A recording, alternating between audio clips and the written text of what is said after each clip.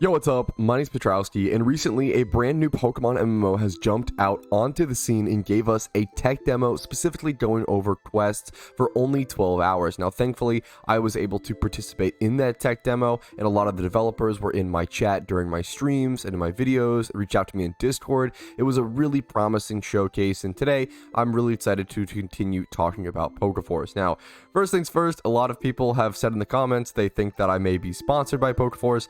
That's not true. That has to be legally disclosed if that was the case. I just like Pokemon MMOs. I know it may blow people's minds. I like Pokemon MMOs. I like hearing about new ones. I want to know what the best one is in the whole wide world. I obviously think that PokeMMO is the best Pokemon MMO, but that may not always be the case. It's unlikely that a new competitor will just come down and knock down the king, but it's always possible at a very, very slim chance, and I like to stay up to date and see what's going on. And it's also good to have perspective for what PokeMMO can do better and for what makes a good Pokemon MMO, to have a frame of reference, to play every single Pokemon MMO like I have nearly done.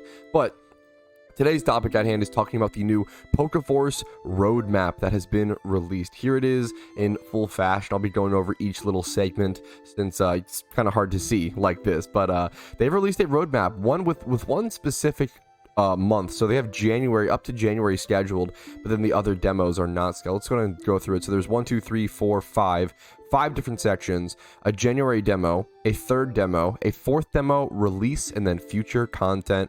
Let's go ahead and break it down bit by bit, starting with the January demo.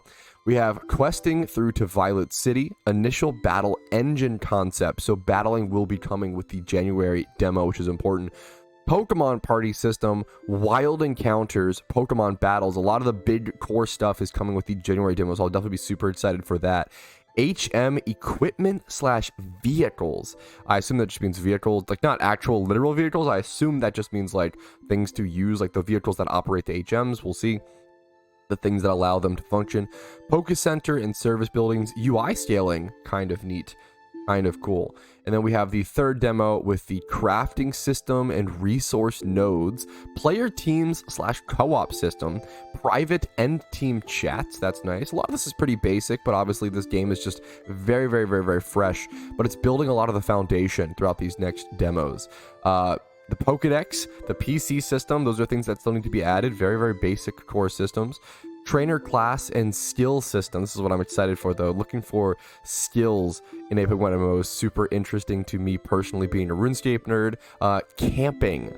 What does camping entail? I don't know if that's... I don't know, but I'm excited. Guilds is always, I think, is a huge part of any MMO, even if it's not super impactful.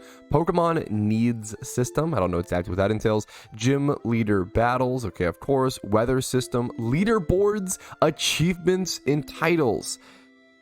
I've said this over and over again. This game is showing so much promise, but so much of it is going to come down to, do they stick to their promises, and do they stick to their deadlines? The fact that they've already set a January deadline, I think if they stick to this January deadline, that's going to be a big deal. If they miss this January deadline, that's going to be a big deal in a sadly different direction. So we'll definitely have to keep an eye out and see what happens.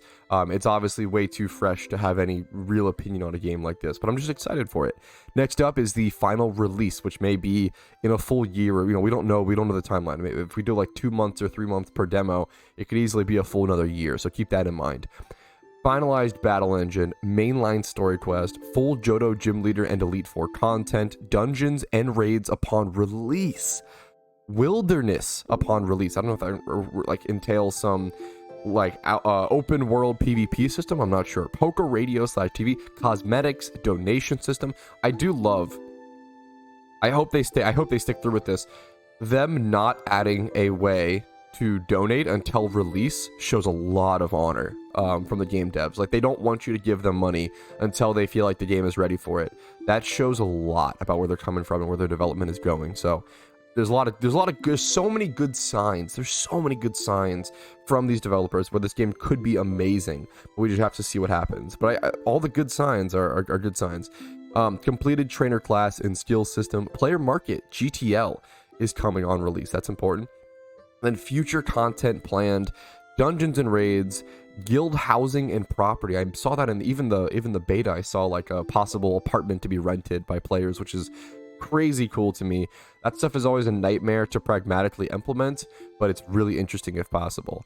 Kanto, region, breeding. I respect I know it may sound silly to some, like, oh, like, how can you not implement breeding to a basic implementation of a simply basic Pokemon mechanic to a Pokemon MMO? Breeding can be what kills a Pokemon MMO or keeps it alive.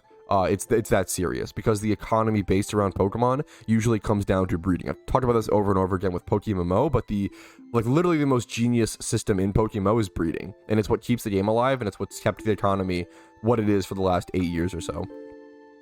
Before the breeding system was what it was in PokeMMO, the game was dying, and it was a race to try to figure out and try to fix breeding and try to fix something that no one had ever fixed before. Like, PokeMMO was the first game to revolutionize that problem. Like, they really fixed an issue that no one in the world had ever fixed before, which is truly something genius.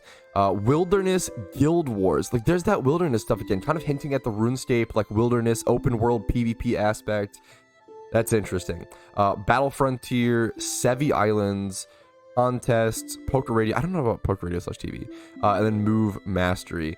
There it is. That is the total full Pokeforce roadmap. If you're interested in anything, let me know. Ask questions. The Discord for the Pokeforce is linked in one of my previous videos where I covered how to install it and just the hype up around it. But that's it for me. Really quick, simple video today, hyping up Pokeforce, just talking about it, showing it off. I'm excited to see what happens, and a lot of it's going to come down to what actually is implemented in what physically happens to the game. So thank you guys for watching. Make sure to like the video if you do enjoy updates like this. Dislike if not. Subscribe to the channel for daily Pokemon MMO type content. Discord link down below if you're interested in that. If you want to go above and beyond and support my channel, there are financial links down below to do so. Twitch Primes, Twitch subs, PayPal, Venmo. You guys know the drill. Have a great day. I'll see you later. Peace, Reno.